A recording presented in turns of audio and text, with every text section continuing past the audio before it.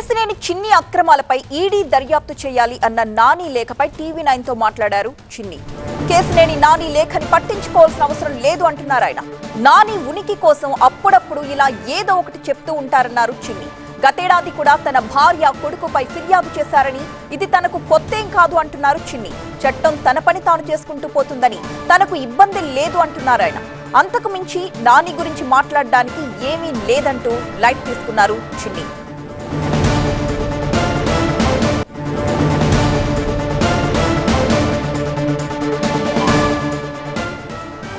Kesineni brothers మధ్య వివాదం మళ్లీ భగ్గుమంటోంది. తమ్ముడు చిన్నిపై సంచలన ఆరోపణలు చేస్తున్నారు అన్న నాని. చిన్ని ఆర్థిక అంశాలపై ఈడీకి లేఖ రాశారు నాని.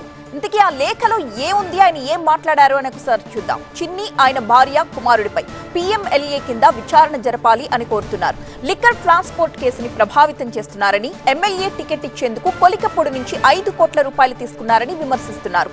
సుంకర రామచంద్రరావుకి నుంచి 60 లక్షలు ట్రాన్స్ఫర్ ఎందుకు చేశారంటూ ప్రశ్నించారు. బొల్లినేని మోహన్ రావు నుంచి 50 లక్షల రూపాయలు ఎందుకు పంపారని, హైదరాబాద్ లో కేసినేని డెవలపర్స్ పేరిట ప్రీ లాంచ్ మోసాలకు పాల్పడ్డ మాట నిజమా కాదా అంటూ ప్రశ్నిస్తూ కంప్లైంట్ ఇచ్చారు. దుండిగల్, పటాన్చెరు, గచ్చిబౌలి, బంజారాహిల్స్, శంకరపల్లి ప్రాజెక్టుల్లో అక్రమ వసూళ్లకు పాల్పడ్డారని, సాహితీ ఇన్ఫ్రా స్కామ్ తో కూడా చిన్నికి సంబంధం ఉందని, ప్రగతి నగర్ లోని 112 ఎకరాల స్కామ్ పై దర్యాప్తు జరుగుతూ ఉండగానే ప్రీ లాంచ్ సేల్స్ చేసేశారని, ED attachment, NCLT, PMC bank కేసులు ఉండగానే సేల్స్ ఎలా చేస్తారు అంటూ ప్రశ్నించారు. దర్యాప్తులు, బ్యాంకు విషయాలను దాచి సుప్రీంకోర్టునే తప్పుదారి పట్టించారన్నారు. అక్రమ మైనింగ్, భూ కబ్జాలు, జూదం వంటి అనేక అంశాల్లో చిన్ని పాత్ర ఉందని, 2025 విజయవాడ ఉత్సవ్ పేరుతో 500 కోట్ల రూపాయల అక్రమ వసూళ్లకు పాల్పడ్డారు అని ఆరోపించారు నాని. మా ప్రతినిధి ఈశ్వర్ లైవ్ లో సిద్ధంగా ఉన్నారు. ఈశ్వర్, ఆరోపణలు చూస్తే చాలా పెద్దవిగా కనిపిస్తున్నాయి. చిన్ని ఏమో వాటిని చాలా లైట్ తీసుకుని కొట్టిపారేసినట్లు కనిపిస్తోంది. అసలు ఆయన ఆరోపణల మీద ఏం మాట్లాడారు? ఎగ్జాక్ట్లీ, కేసినేని నాని తమ్ముడు ప్రజెంట్ విజయవాడ MP కేసినేని చిన్ని మీద చేసిన ఆరోపణలు అయితే చాలా సీరియస్ అలిగేషన్స్. అవి సాధారణంగా ఒక అధికార పార్టీకి సంబంధించిన MP మీద అంతటి అలిగేషన్స్ని స్వయంగా ఆయన కుటుంబ సభ్యులుగా ఉన్న ఆయన సోదరులే, అంటే అఫ్కోర్స్ రాజకీయంగా వాళ్ళిద్దరి మధ్య భేదాభిప్రాయాలు ఉన్నాయి కానీ ఆయన స్వయాన సొంత సోదరుడు చేయడం మాత్రం కొంత సంచలనమైన ఆరోపణలు చేయడం చాలా ఆసక్తికరమైన చర్చ జరుగుతోంది రాజకీయ సర్కిల్స్లో. అయితే దానికి సంబంధించి చిన్ని ప్రస్తుతం చాలా లైట్గానే వాటికి సమాధానం చెప్తున్నారు. ఆ ఆరోపణలన్నీ ఇప్పుడు చేసినవి కాదు, 2024 ఎలక్షన్స్ సమయంలోనే చేశారు.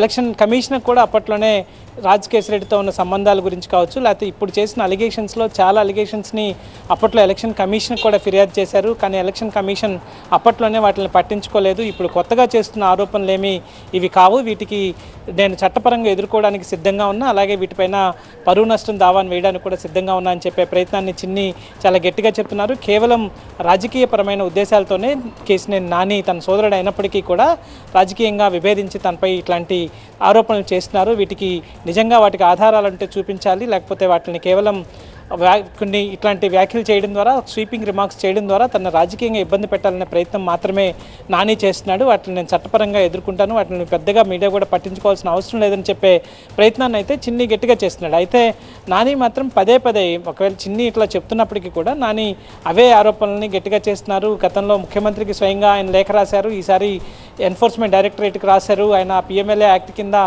వీటన్నిటికీ సంబంధించి విచారణ చేపట్టాలని కోరారు. సో వీళ్ళిద్దరి మధ్య జరుగుతున్న ఈ తగాదా కొంత ఇంటెన్సిటీ పెరిగింది. ఇద్దరి మధ్య వ్యక్తిగత అంశాల వరకు కూడా వెళ్ళిన నేపథ్యంలో పొలిటికల్ సర్కిల్స్లో అయితే కొంత ఆసక్తికర చర్చ దీని మీద నడుస్తున్న నేపథ్యం కనిపిస్తుంది.